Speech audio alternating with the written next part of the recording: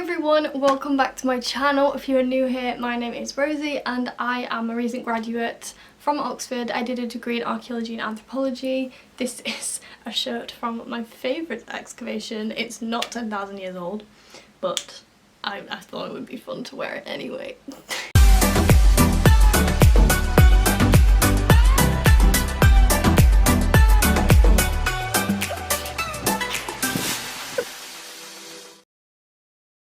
As you all know from the title, today's video is going to be a discussion about my favourite sites or artefacts that are 10,000 years old, and it is in aid of hitting 10,000 subscribers. Thank you again for that. This actually I think will be number 2 in my 10,000 subscriber video series because I got excited and planned 3.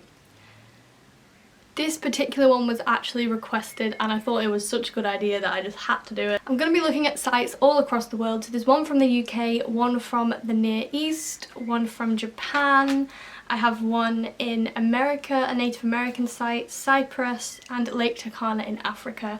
There are, of course, other sites across the world, and some of my favourite sites are way older than the 10,000 year point, but I wanted to make it a sort of a novel 10,000 subscriber thing, so these are just a few. So site number 1 is Starke in Yorkshire in England. This site is Mesolithic and it is one of my absolute favourite sites, mostly because I have taught it to children in the school I work in, and we went to a museum, we did loads of hands-on activities, and I even got to wear these masks, which I'm going to talk about.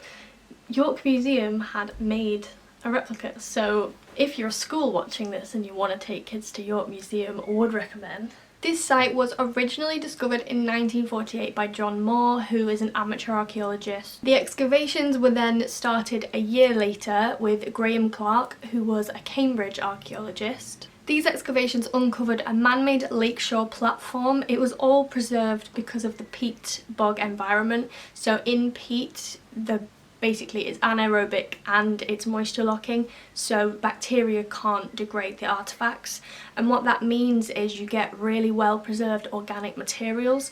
Another example of where peat bog has preserved organic materials really well is in bog bodies. So you can Google bog bodies and it'll come up with loads, but one in particular is Lindoman. Different site but amazing, and I just had to tell you about it.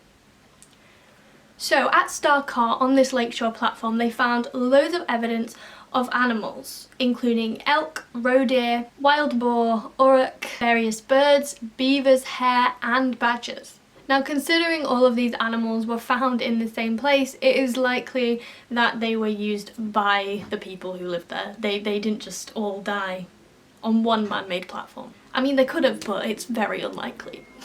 There's also a wolf or a dog skeleton been found there, and more recent articles have suggested that it is possibly a domestic dog. In the Mesolithic, dogs in Britain anyway did start to be domesticated, and the way that happens is essentially the animal finds that living off the humans is beneficial to it. So a puppy might have been abandoned, for example, and it might continue to survive by eating the thrown out food by a human tribe, and eventually it becomes domesticated in the sense that it has to survive with the humans. It can't live without the humans and becomes almost tame, because then the humans start giving it food to its face, and you know, it becomes like a friend relationship as opposed to animal and hunter. That is a very basic description of how initial domestication is thought to have worked, but yeah. At this site, they also found 193 barbed points, which can be used for fishing or for spear throwing. This is 97% of the entire collection of barbed points in the UK. So that's pretty cool. Like, this is a significant find. There must have been a lot of activity here for that many barbed points to be found. Now we come to the, I think anyway, most exciting part of these excavations, and that is the headdresses. So they had these headdresses. They are deer headdresses. There was 21 of them, and it is thought that they were used for ritual purposes, you know, possibly for wearing when hunting or for a ritual hunt, like a mock hunt. Perhaps they wore them before a hunt for good luck, or after. Maybe if they brought a deer in, they wore them whilst they butchered it. We don't know, and we never will know, but There are many theories, and I'll link some of the articles on that in the pinned comment because I think it's really cool. And it's these headdresses that me and lots of children wore in York Museum. The Starke website also says that at this site there is Europe's oldest evidence of carpentry and the possible remains of the oldest house in Britain. These are post holes and evidence of wood. It's not obvious, but it's likely. I'll put that website in the pinned comment. For number 2, we are transporting all the way to Israel. We're going to Lower Galilee and the site of Yiftahel. Sorry if I said that really wrong. This site is actually a bit younger, so it's 9,000 to 8,500 years ago, but I thought it was really cool, so I wanted to use it anyway. As a general rule, Israel and the Near East, we're looking at the Golden Crescent. This area is where farming began, and if you really want to get into archaeology, looking into this region is absolutely fundamental. Africa's where humanity began, it's the cradle of civilization, but this is the start of farming, of status, of large towns and possible ritual, but on a mass scale. It all happened kind of in the Middle East. That all happened longer ago than this time frame, but a really good paper by Melinda Zeder, it's 2011 I think, talks about the early domestication of cultivar cereals, wheat, emmer, barley, and also touches on animals too, so I'll link that in the pinned comment because that is a really interesting one to read. It is also central to the Oxford Arcananth course for first year, so if you are a future student or a current student and you want to learn about the origins of agriculture, then that is a really good paper to go for. So the site of Yiftahel is in the Lower Galilee. It is a pre-pottery Neolithic B site. The site has been dated by proxy, so cereals and lentils have been dated from similar layers to the level of the skulls, and that has come back as 9,000 to 8,500 years ago. So we're talking about these skulls. Look how cool they are. These are plastered skulls. They're actual skulls with like a plasticast casing on the front. It's considered a typical mortuary practice of the PPMB period and has been found in many sites in the Near East, including Ain Ghazal, Jericho and Tel Aswad. It marks a period when there is a shift from hunter-gatherer to more agricultural communities, and it's possible that this is somehow linked to a change in burial rites. These are actual skulls, but their orbital sockets and part of their face is filled with plaster. It's common for white shells to be placed on the eyes. This example at Jericho is also similar. What's particularly special about these three is that one of them has a black flint chip, which is in place of a pupil or iris. According to Starke et al. 2014, papers in the pinned comment, this is a unique feature. It's one of a kind, so cool. This isn't my particular area of expertise, but just from looking at it, it seems to suggest that this culture in the PPMB do value eyes, and making the skulls have eyes again on entry into the afterlife or wherever they believed they went after death. Maybe they didn't, but it seems to me that eyes were somehow important, and shells are the shape of our eyes, these shells in particular, so that seems viable to me. I haven't done enough reading on this, so I could be completely out of it, or someone's probably said it already. So eyes really are what makes us ourselves though, and eyes carry so much emotion. They're different for every person. I'm sure you've all heard the phrase eyes are a window to the soul. If someone has said that, then it is very likely that way back in prehistory people were also saying that. Why not? It is thought that this funerary interest in skulls started in the late Natufian period. There are several sites, including Hayonim Cave, where skulls have been detached, and another site at Ain Ghazal where plastered facial masks have been found but with no skulls. So you know, cultures vary across time and across the different countries and areas, but there is still this overarching theme of the skull and its importance in death. For number 3, we are heading to Japan. Japan at this period in time is very, very special. So this period in Japan was one of gradual climatic warming.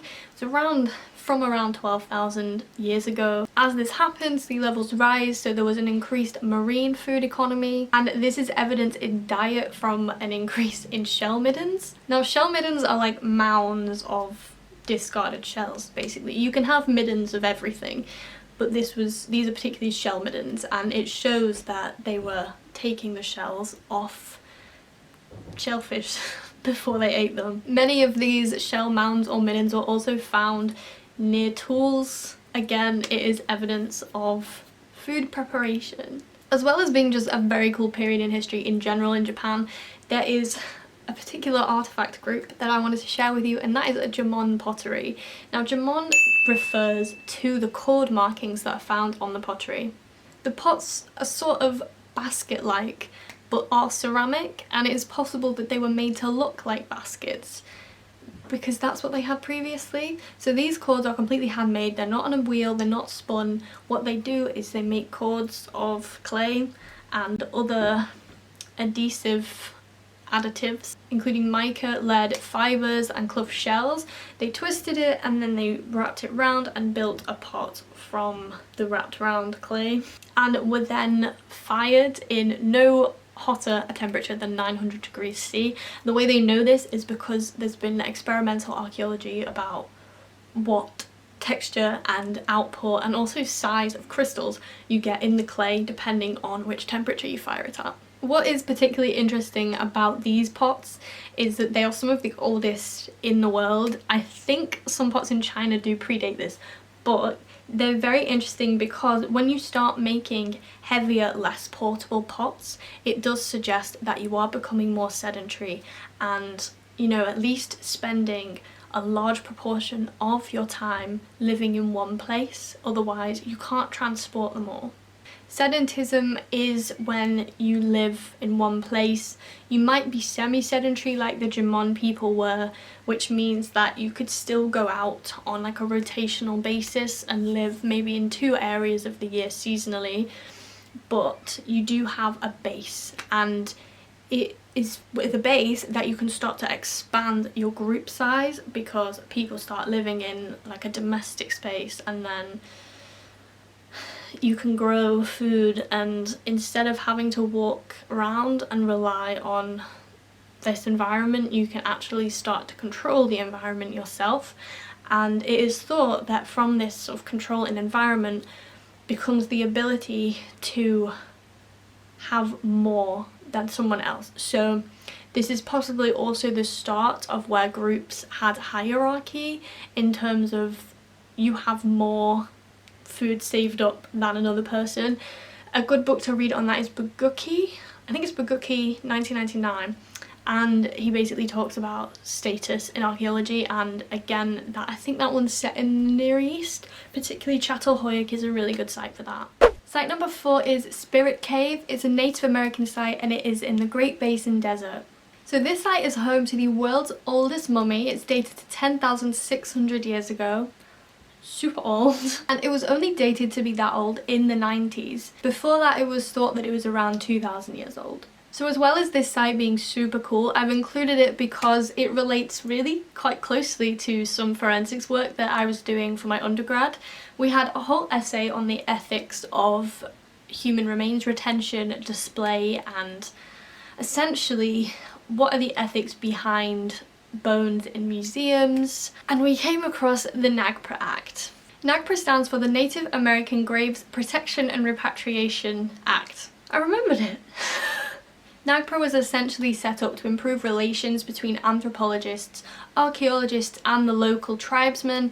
It is a really important act because it does mean that the local people and, you know, the native indigenous groups to the US can have their voices heard and can have a say in how their ancestors are treated within archaeology and anthropology, and it also allows them to stake a claim whether their tribe or their group has relationship to a specific body.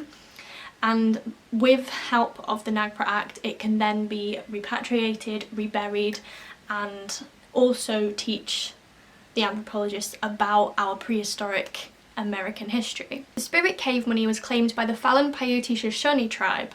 They live in the area. They had an oral history documenting that they had lived here for thousands of years, and they believed, again through oral history, that they had an ancestor buried in this place.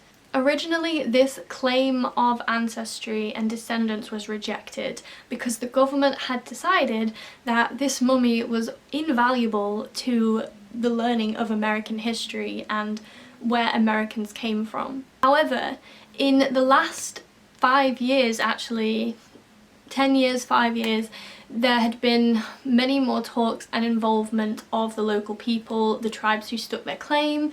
They had got more involved with the issue, and this is one thing that is getting better in archaeology and anthropology, is the involvement of the people who it belongs to. Regardless of what the artifact or person is, it is that talking and discussion with people to help involve them in their own history that is changing and is bettering. Maybe I could do that as a job. So from 2014 to 2016, the mummy was genome tested in order to actually assess the ancestry of the mummy and if the DNA matched the local group. Up until this time, it was thought that the mummy might be of similar heritage to a group that was found further south in Central America and was possible Australasian heritage. It wasn't. The mummy had a Native American genome, and it was consequently repatriated to this Shoshone tribe and reburied. Clearly this case was handled terribly at first, but there is a really nice account on this website that I'm going to link in the pinned comment of the later stages and how the local people have said that while obviously it was horrible at first, they were impressed with several individual anthropologists who really tried to get to know them and got to know the tribe and why this mummy was so important to them. For number 5, we are heading to Cyprus, particularly the Shiloracambus grave site, which is 9,500 years old. This site is really cool because it had the remains of a human and a cat buried within a very close proximity. The pair were also buried alongside shells, ochre, axes, polished stones, basically quite plentiful burial goods. And the cat was deemed important enough to be buried with the human. This does indicate an association between the two, and it's been proposed that this cat was possibly a pet domestic animal, or at least really important in the ritual beliefs of the community. This particular instance of human-feline relations predates the ancient Egyptian depictions of cats by almost 4,000 years and is found to be dated to a very similar time to Neolithic depictions of cats in engravings and in pottery. Now, cats aren't native to Cyprus, which means that people must have brought them, or they followed people. It's possible that they were brought over by humans and introduced as a sort of pest control, but it's hard to say whether they were completely domesticated because the morphology of domestic cats is very similar to wild cats, so it's hard to say whether they were just tame or properly domesticated. The particular cat at this site was only 8 months old, so it is likely that it would have had to have been killed to be buried with this person, only increasing the fact that it must have been important, and it must have been important to that person in death and in whatever followed death. Following on from this, it was complete with no evidence of butchery, so that eliminates the fact that it could have been eaten and also increases the fact that it was a cared for animal. This animal was important and people wanted it to be in the ground whole and, you know, ready for taking as a full pet or as a full animal into the afterlife. Number 6 takes us to Africa, my favourite place in prehistory. Saying that, my love of African prehistory spans back millions of years and we're only going back 10, so maybe I can make a whole nother video on why African prehistory is so incredible and basically everything started there, so of course it's incredible. Now this one is particularly morbid, however it is very interesting to me because of its bioarchaeological significance. It is the first, currently anyway, the oldest dated evidence of interpersonal group violence, and what we can learn from the skeleton about group violence and trauma is very apparent in this site, and that's why it interests me this much. So we're at Lake Turkana at a site called Nataruk, and this is a massacre site. Like I said, it was morbid, but perhaps very informative for inter-hunter-gatherer group relations, which we don't really have a lot of knowledge about. Now 10 to 12 of the skeletons, there were more, but 10 to 12 had evidence of trauma and violent death. They were all found on the edge of a lagoon, some others were found in the lagoon. The key point here is that they were all left. No effort had been made to move the bodies, they were just discarded where they were, which is a big indicator of another tribe coming in and attacking them, because you'd think that if these were your own people, you would, you know, deal with them after death, you would give them off a nice send-off, a burial, but there is no evidence of that here. The reason they've been preserved so well is because of the lagoon conditions. They're very unique, and they were actually originally on the shore of the lagoon, but now that has retreated, the lagoon has moved, so they are a bit more inland. So the key question is, what are they fighting for?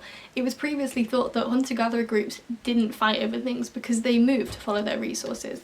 They didn't fight over territory because they didn't have a specific territory, and they didn't fight over food because that is why they moved around, to find more. It is possible that because this area around the lagoon was so fertile, it was the optimum environment for group growth, and when one group grows too big and can't live within its means of the local environment, they may then have had to attack the other group for resources and space. This lagoon is likely to have been a place where animals of all different species met up, not like a meeting place, but to eat and drink and reap the really fertile soil and fresh water. And perhaps the bigger group no longer had enough space and had to move this other group out of the way in order to reap the resources. It is thought that most of the injuries were carried out using spears of obsidian and possibly wooden clubs. There's a mixture of sharp force and blunt force trauma, so yeah, a mixture of different objects would have been used. Everything that I've said is just a theory, but I thought it was a really cool site because that sort of area of archaeology, forensic archaeology, is really interesting to me and a bit gross, I know, but thank you for watching this video. I know there's like a random number, there's only 6, but I wanted to try and get stuff from all across the world, and there will again be other sites. I know I didn't go to China, Australia, India, and there are sites in these places, but I wanted a bit of a variety because a lot of sites have artifacts that are very similar and I would have just been saying the same thing over and over again. Regardless, I hope you learnt some things, and like I said, the resources for extra reading are all in a pinned comment. Thank you again for 10,000 subscribers, that's insane, and I will see you in my next video. Do give this a thumbs up if you learnt something, anything, if you're now a little bit interested in archaeology, and also if you want a part 2, because we can do a different date. You can tell me what date you want and we'll do it.